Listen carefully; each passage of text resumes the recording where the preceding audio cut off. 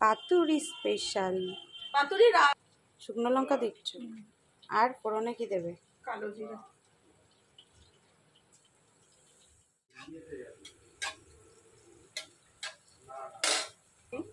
দাও নুন দাও,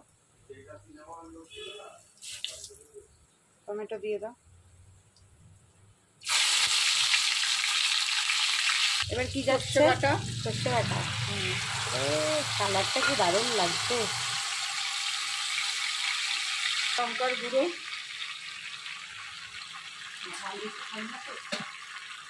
তো অনেকটা দিলে ঝাল হবে না। হলুদ গুঁড়ো, আরো কি সুন্দর কালারটা লাগছে দেখ। এই রেসিপিটা মনে হচ্ছে এবার খেয়েছি। হ্যাঁ, কবে খেয়েছি ঠিক মনে পড়ছে না, কিন্তু খেয়েছি। আমি এই রেসিপিটা এর আগেও শেয়ার করেছি। আমি এই রেসিপিটা মনে হয় আগেও শেয়ার করেছি। এটা কি চলে গেল? হ্যাঁ, এবার কি দিচ্ছ? লবণ দাও।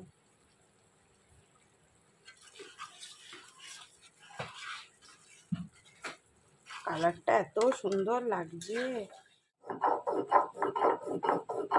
রাঁধুনিটা কি মাছের জন্য? হ্যাঁ। জোর কদমে তো বাড়ছো রাঁধুনি। উড়ি বাবা, এক বাটাতেই কাঁপিয়ে দিলে। এদিকে মশলাটাও, তো মশলাটা হয়ে গেছে না, তেল ছেড়ে দিয়েছে।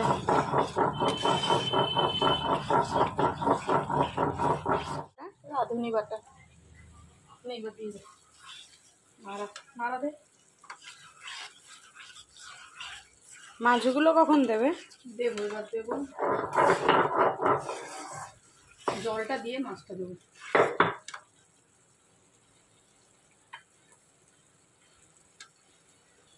এটা কি মশলা বাটা জলটা? হ্যাঁ, এটা দিয়ে তো এক থালা ভাত খাওয়া হয়ে যাবে।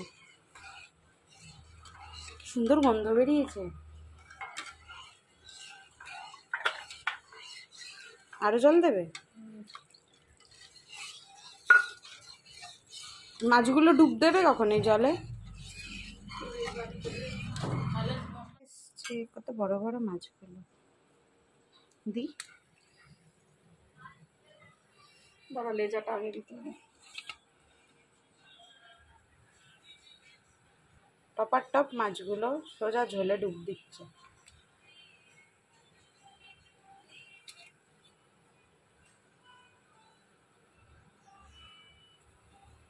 এবার ঢেকে দেবো।